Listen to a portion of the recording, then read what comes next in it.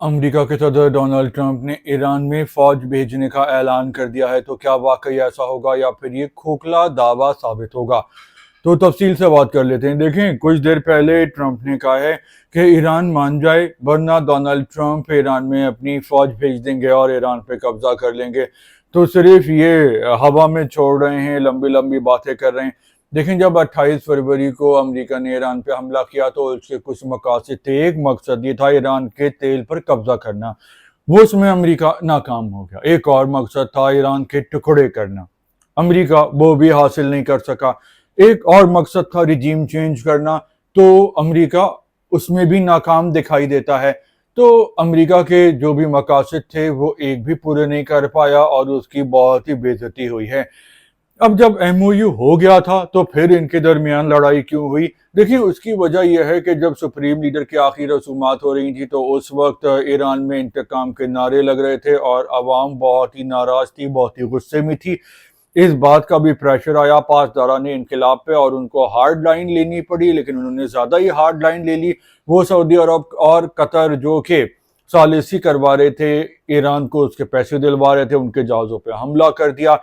अब अगर अमेरिका यहाँ पे खामोश रहता तो उसकी और बेइज्जती होती। तो इस एमओयू के बाद जो झड़पें हुई हैं उसमें ईरान का फिर नुकसान हुआ इंफ्रास्ट्रक्चर का, लेकिन ईरान को जो फायदा हुआ है कि अब जो भी जहाज, तिजारती जहाज हो, वो गुजरेगा अपना हरमुज से तो वो ईरान की इजाजत से गुजरेगा। ये ईरान ने डिक्लेयर कर दिया है और अमेरिका को इस झड़पों से ये फायदा हुआ है कि जो उसकी एमओयू करके बेइज्जती हो रही थी तो वो बेइज्जती अब कम हो गई है।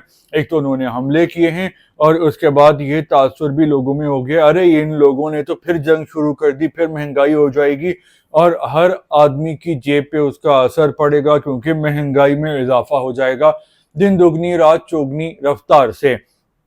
तो अब जब भी इनके दरमियान जंगबंदी होगी तो लोग ये बातें कम करेंगे कि कौन जीता कौन हारा जंग में और मुज़ाकरात की टेबल पे, और शुक्र करेंगे कि इन लोगों ने जंगबंदी कर दी। तो अमेरिका और ईरान दोनों को एक एक पॉइंट का फायदा हुआ है जो कि हमने डिस्कस किया है। बाकी फौजें भेजने की बातें, तो जब अमेरिका इतने दूर से इतने बड़े हमले करके ईरान से नहीं जीत सका तो फिर अमेरिका फौज कैसे उतार लेगा ईरान में? और लोग वैसे ही गुस्से में हैं, नाराज हैं, सब ईरान एक हुआ हुआ है, बहुत कम वहां पे जासूस और मुखबर हैं। तो अमेरिकी फौजी वहां से बच के नहीं जाएंगे, जंग लंबी होगी, अमेरिका में और महंगाई का तूफान आएगा, लोगों के बजट वैसे ही खराब हो रहे हैं और अमेरिका सब कुछ बर्दाश्त कर सकता है लेकिन वो महंगाई बर्दाश्त नहीं कर सकता क्योंकि महंगाई अगर ज्यादा हो जाएगी तो वहां पे इंटरेस्ट रेट ज्यादा हो जाएगा और अगर वो ज्यादा हो गया तो अमेरिका की पूरी मईशत जमी बोस हो जाएगी। क्यों हो जाएगी? क्योंकि पाकिस्तान में सिस्टम अलग है, अमेरिका में लोग बलूगत के बाद उनको घर मिल जाता है, गाड़ी मिल जाती है, मोबाइल मिल जाता है, ज़रूरत की चीज़ें इंस्टॉलमेंट पे कर्ज़ों में मिल जाती हैं और उनका जो रेट होता है वो बहुत ही कम होता है। महंगाई ज़्यादा होगी, वो रेट बढ़ जाएगा, लोग पे नहीं करेंगे तो सारी इकोनॉमी की ऐसी की तैसी हो जाएगी।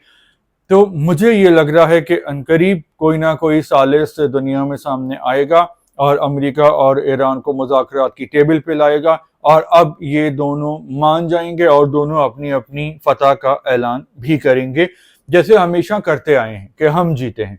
तो ये मेरा ख्याल है, आपका क्या ख्याल है? अगर आप कुछ कहना चाहते हैं तो कमेंट्स कर सकते हैं। फिलहाल इतना ही, अल्लाह हाफिज।